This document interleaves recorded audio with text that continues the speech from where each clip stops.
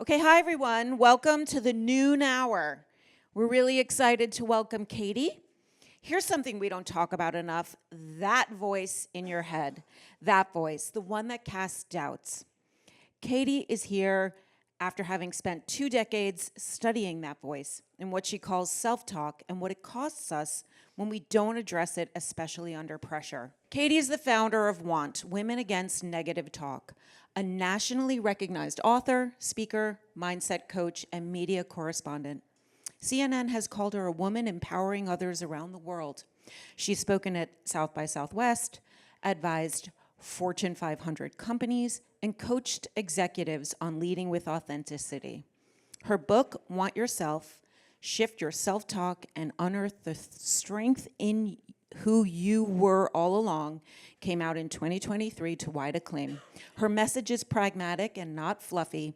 You can't innovate your way out of self-talk that's working against you. Please welcome Katie Horwitch. Test, test, test. Hello!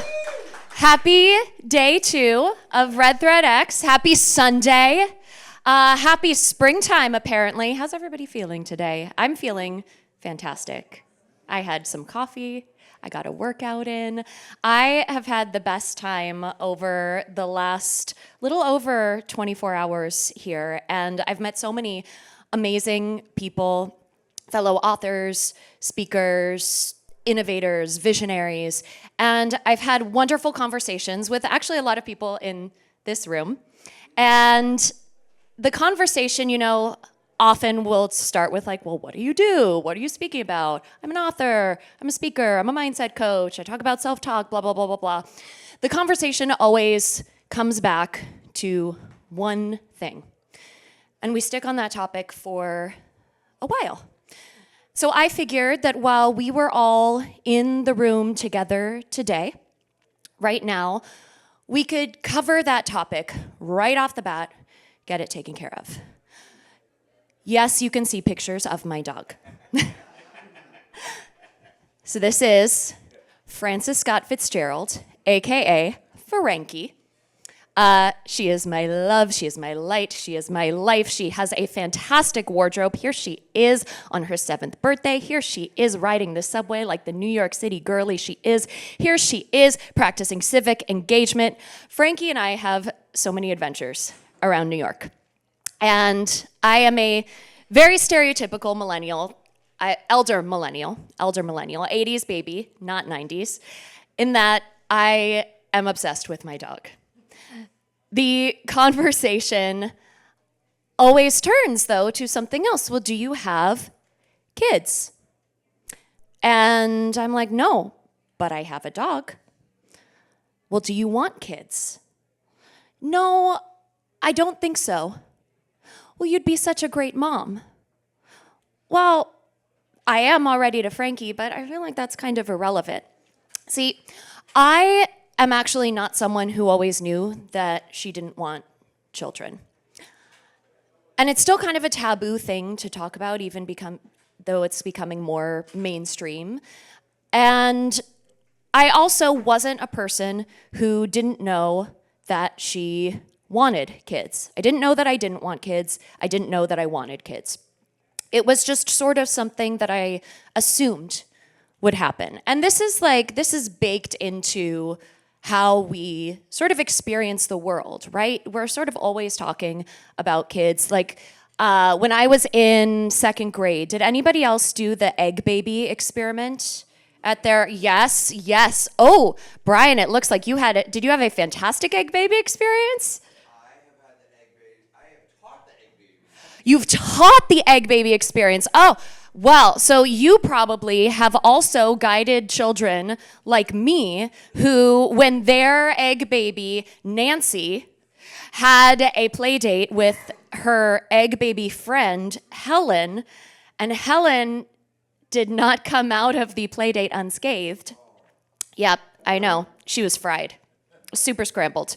It was devastating. But I don't want to egg on all of you. I also would keep lists of like what I was going to name my children. You did that, right? Whether it was with a boyfriend or a girlfriend, a partner. You're sort of imagining where your life is going to go. So all of this is baked into the system where I just assumed that one day I was going to become pregnant and have a baby.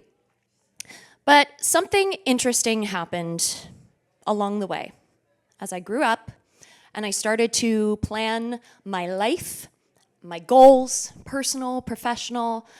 I would put together this robust experience for myself, and then I was like, oh, wait, kids. I've got to add kids to the mix.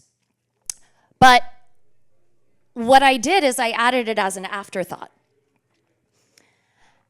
And as I worked through my life, what I realized is that what I had actually done is inherited assumptions about how I was supposed to live my life, especially as a woman. And when I realized that, I asked myself how many other things in my life was I treating as inevitable that were actually just inherited assumptions. So, inherited assumptions follow us around everywhere. You did not come here to hear about my reproductive choices. Fair. What I would like to talk about is the inherited assumptions that we take with us as we are creating the future that we want to craft for ourselves, for the next generation, and how that actually happens.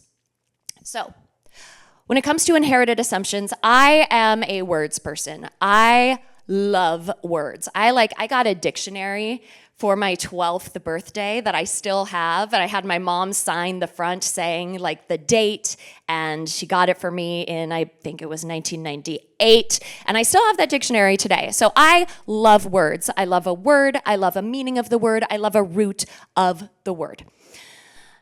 Inherited assumptions in innovation.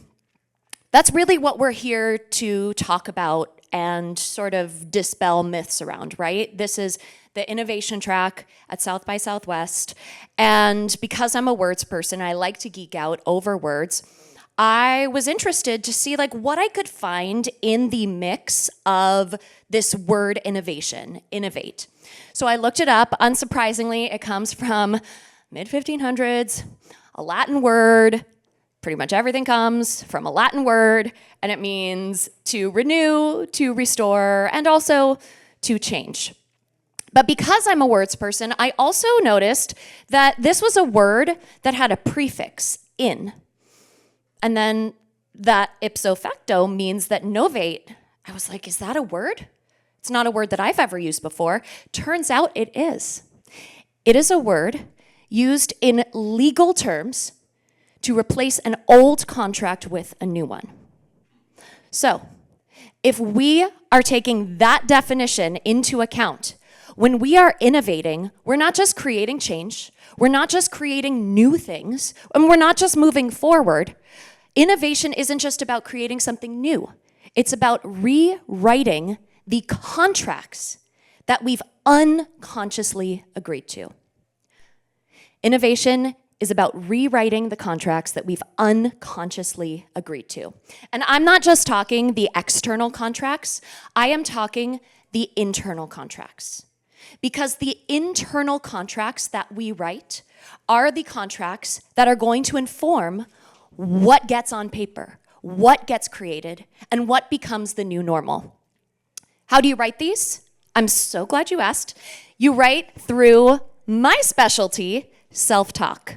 So has everyone in here heard the term self-talk before? Yeah, pretty much.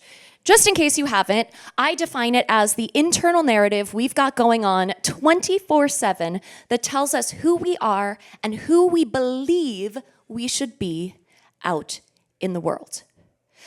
And we all have these internal contracts that we've written through our self-talk. And we've unconsciously agreed to them, and they govern our decision-making. The thing is that these contracts don't appear out of nowhere. We don't just decide one day that we're going to write these self-talk contracts. They are written through a very predictable psychological process.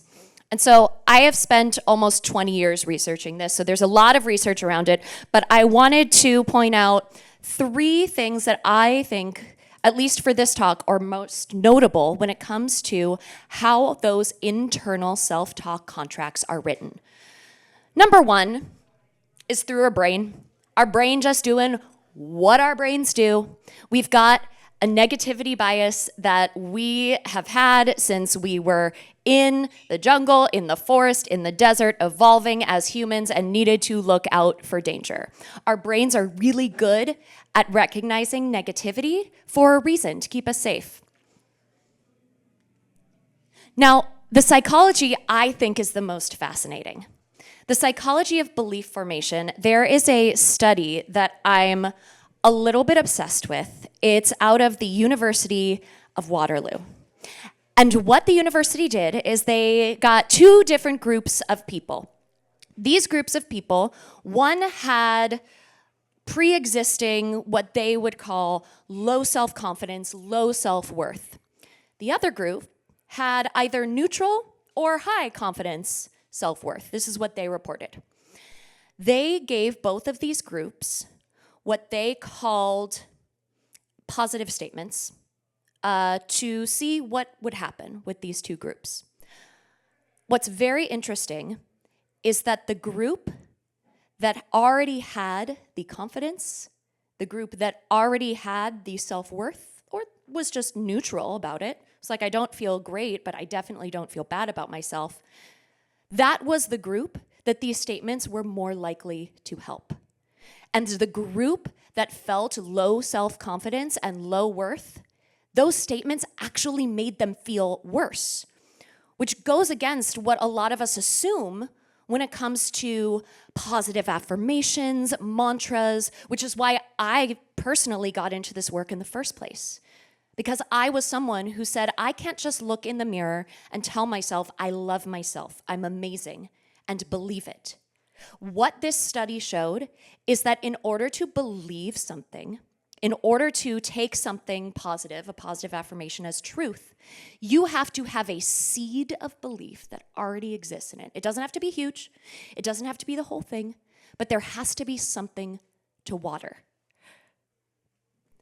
And then the third thing, these are the signals. This is the stuff that most of the people that talk about self-talk or shifting your mindset will talk about. They'll talk about the words, right? So there's something that I wrote about in my book, Want Yourself, called emotionally heavy words. These are words that carry such weight within us that when we say them, they can be phrases too, we automatically associate them with an experience or a feeling. When it comes to innovation and the contracts that we write around innovation, a lot of these words are pressure words, right? They're pressure words that add pressure to our lives. Words like should, already, behind, everyone else, not enough, if I don't, I have to. That all leads to pressure, and if you look at those words and you ask yourself, do these feel familiar? And does that pressure feel familiar? And the answer is yes. Welcome to the club. You are so normal because we live in a world that is designed to amplify all of this. So, we can't shift what we don't know exists. I was on a panel yesterday where we talked about AI, humanity, and sort of where we're going. We need to know what we're working with first and why it's not working. So as I was studying all of that, I started to see some patterns, and I'm going to call them the 3 unspoken contracts of toxic innovation culture. Maybe some of you have heard of toxic positivity, saying things like, it'll all work out, or there's a reason for everything. Those phrases, when you are going through some of the toughest moments that you can as a human, those phrases fall so flat, and they can actually make the situation worse. It's the same with toxic innovation culture. The first unspoken contract, let's see if we recognize this. More input equals better innovation. More input equals better innovation. How does this show up? Like, great. That's a phrase, it's an equation. I love an equation. How does this actually show up in our lives? It shows up as decision avoidance. It shows up as comparison. And it shows up as scarcity mindset. Now, you might not even realize that that's happening, but maybe the self-talk that's happening or the conversations that you're having sound like, oh, I'm not ready yet. Or telling yourself, I'm missing something important. And then you keep looking and looking and looking and looking. Or maybe, this is a big one for me, I need to see what everybody else is doing. We think that if we have more information and more input, that will equal better innovation. What it ends up doing, it leads to a fractured or shrunken vision. Contract number 2, speed equals value.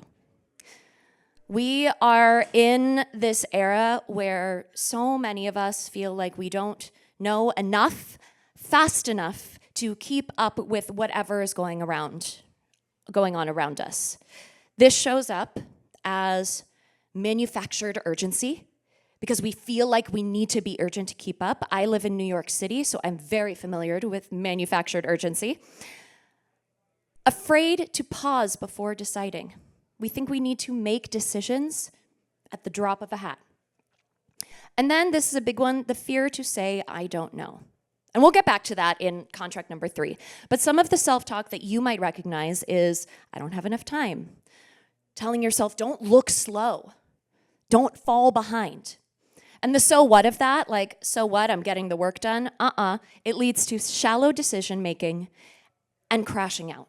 Because if you think of unbridled speed, if you're driving a car, F1 is happening here in just a little bit, I believe. If you drive so fast in an uncontrolled manner where you're just driving fast, you're going to get whiplash or you're going to crash.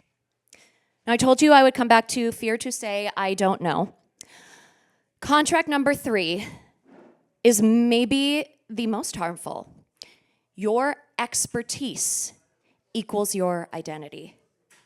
I am not saying that your expertise isn't valid, but right now, so many people are asking themselves, who am I if a robot can do what I have spent 40 years cultivating expertise in doing?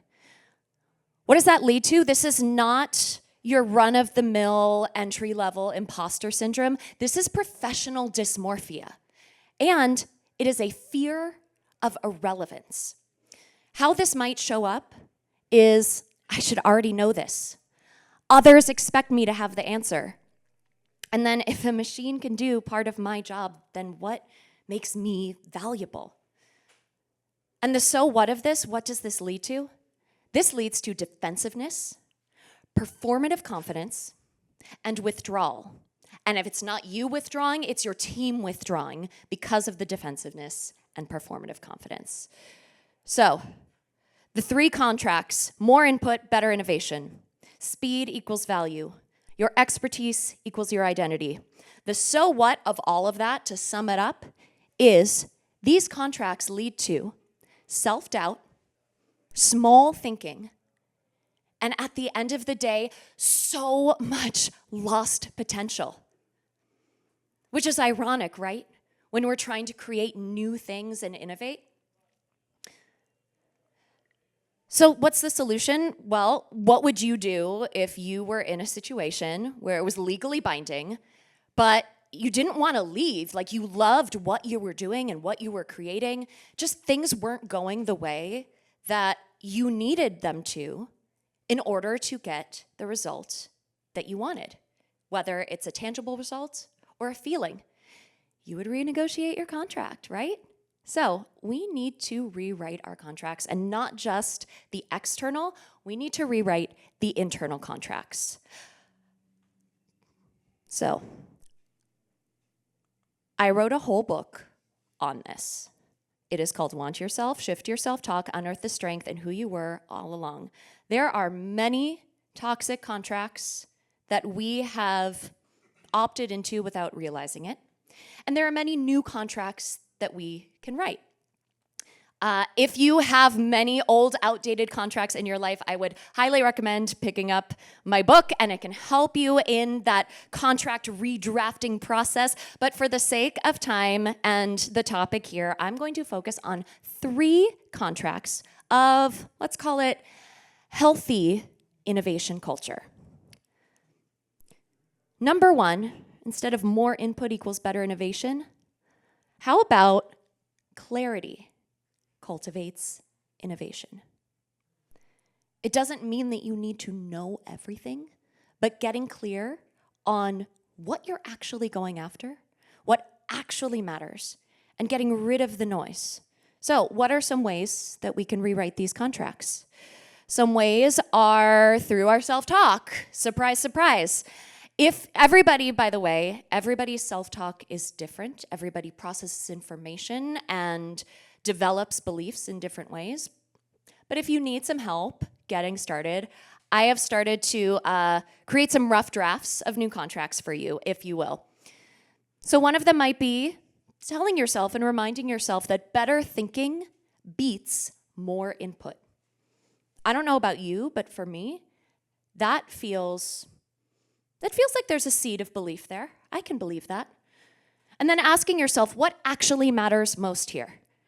Not what other people say matters most, what I think should matter most, what actually matters most here.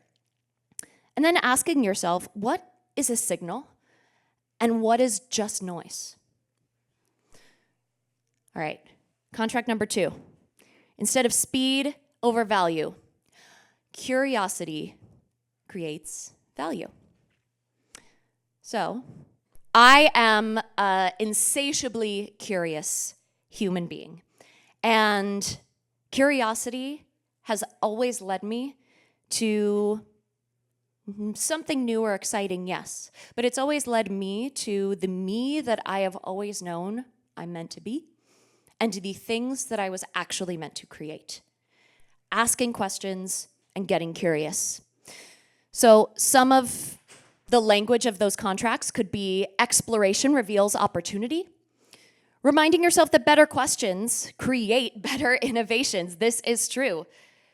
And then simply asking yourself, what's another way to look at this?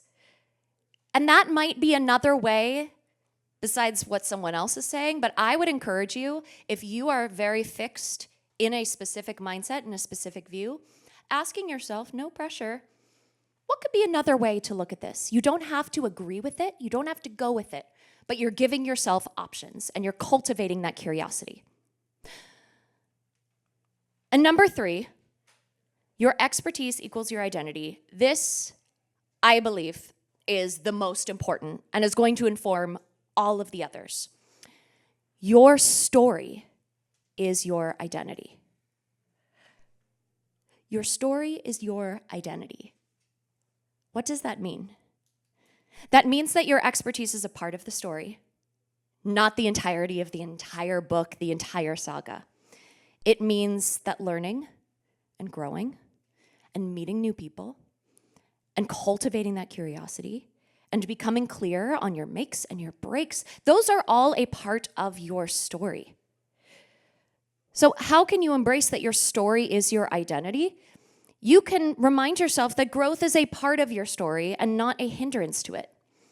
And that learning is an essential part of the process, because if we don't learn, we are not going anywhere, and that story does not get written. And then maybe the most powerful question that you can ask yourself to help rewrite this internal contract is, what kind of future am I helping create? What kind of future am I helping create? You'll notice that question is not colored in what we would call a positive or negative lens, and that's on purpose. Because when we ask ourselves, what kind of future am I helping create, we get to see the possibility in front of us, whether we like it or not. And the amazing thing is that we get to change course. And we get to start to go off into the next chapter of the Choose Your Own Adventure book. So let's recap here. Old contracts. Contract number 1, more input equals better innovation. Contract number 2, Speed equals value. No. Contract 3, your expertise equals your identity. No. Let's rewrite those contracts. Our new contracts say that clarity cultivates innovation. Our new contracts say that curiosity creates value.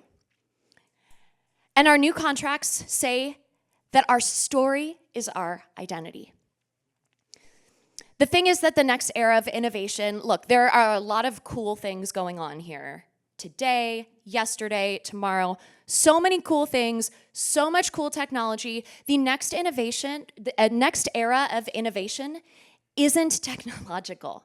Technology is going to happen because of course it is, but the next era of innovation is psychological. We are at the dawn of a new era where innovators are redrafting their contracts, their old contracts into new ones, and there is intentional internal contracting happening. That sort of healthy internal contract, those are going to be the new success predictors. So clarity over volume, curiosity over speed, story over status. These are going to be your gold. These are going to be your gold as leaders.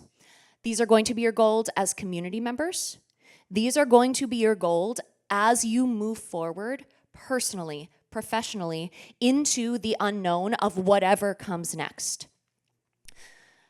And it might feel, I don't know, when I hear talks like this, sometimes it feels very like, damn the man, and we're gonna do things differently, and it can almost have like an anger around it, right? Like a resistance, a rebellion of doing things differently.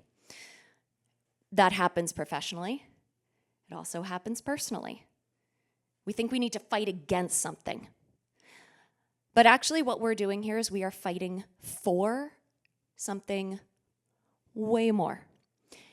And what we're actually doing isn't resistance, it's stewardship. Because the beauty of what we are doing when we rewrite those internal contracts and we create a new narrative for ourselves is that we create a new model. We create a new model for other people. We create a new model for what's possible, what a business looks like, what technology looks like, what a family looks like. We create more and more options for people to be their most enriched selves out loud. And when I think of innovation, and I think of life, I think what excites us most about both of those is actually the same thing. It's possibility. Thank you so much.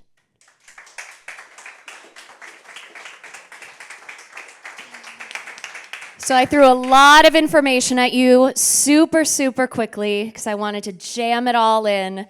There are many ways that we can connect.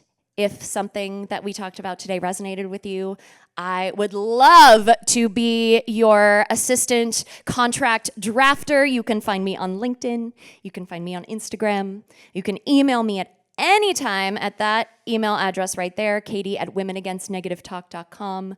Women Against Negative Talk is my platform that is for all genders. It's all inclusive, but it's women leading the charge in helping people shift their self-talk, not just from negative to positive, but from reactive to proactive.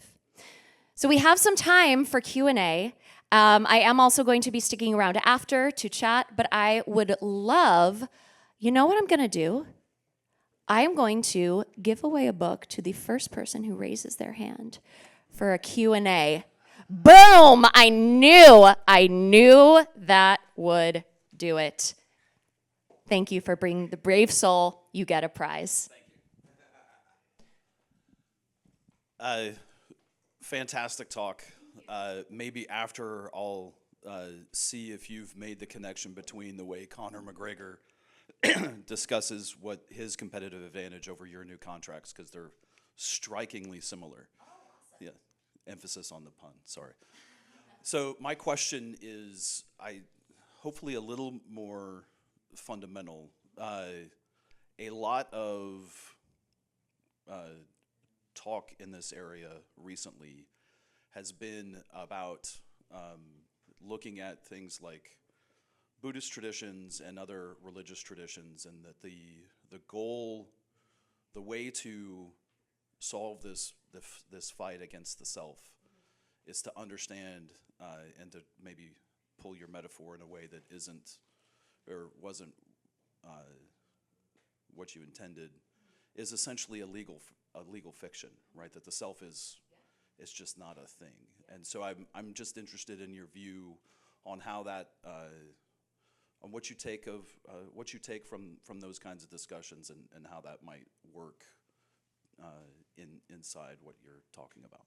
Yeah, so if I am translating your question correctly, it has to do with the idea in many religions and spiritual practices that the self is really, you are a part of a greater collective and a greater entity.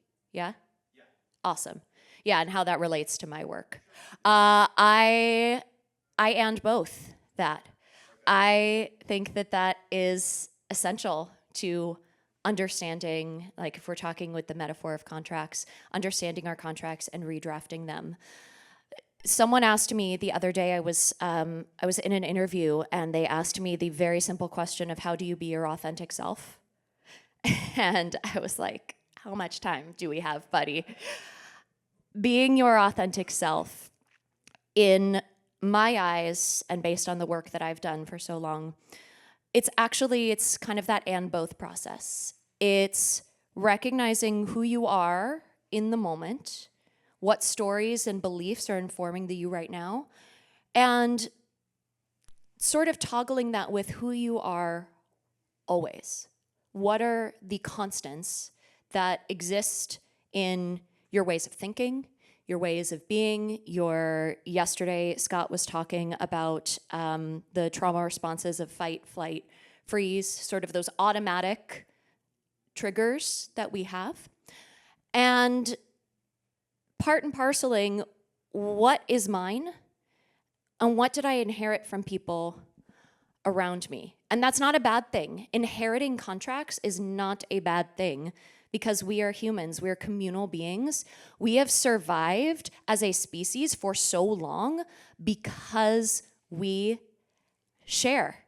We share ideas, we share knowledge, and there are so many things. I am chronically online, and so if anyone's ever been on Threads and you've seen someone talk about like the cereal jingle that they can't get out of their head from 1978, you see the comments underneath it, and inevitably there will be someone who's like, gosh, I've never had a unique experience in my life, have I?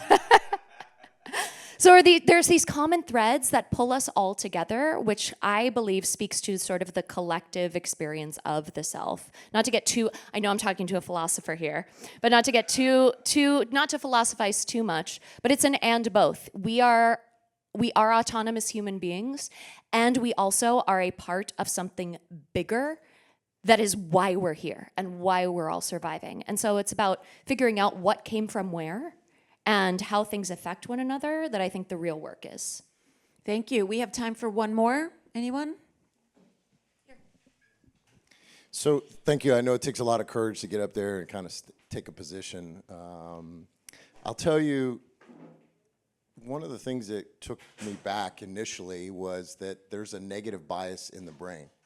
In the brand. I disagree. In the brain. In the brain. I was like, I could talk about women against negative talk for forever. I disagree with that in that way, in that it's protective. It's not negative. It is about protection, right? Because we have vices, and those vices we're seeking to feel good. And so that turned me off, but then through the course of this, it turned me back on. And really, I love the fact that you said, your story, right, is tied to you versus your professionalism. And one last comment is, I think that last narrative ties to veterans as they transition. It's hard. I served for 23 years in the military. My dad was in the military. Brian and I were in the military together. And that is the toughest thing, is to find yourself and beyond just the professionalism. So to double click on what you said, that's a powerful last statement in the contract number 3. I think you should go talk to vets about very distinctly. It's huge. Thank you so really much. huge, yeah. And Thank you. I do want to I want to go back to what you said about negativity bias, because I am a geek for this, and like this is part of why I wrote a book on it instead of a Instagram post about it. We call it a negativity bias. It's not inherently good or bad. Something can be protective and have what we perceive as negative outcomes.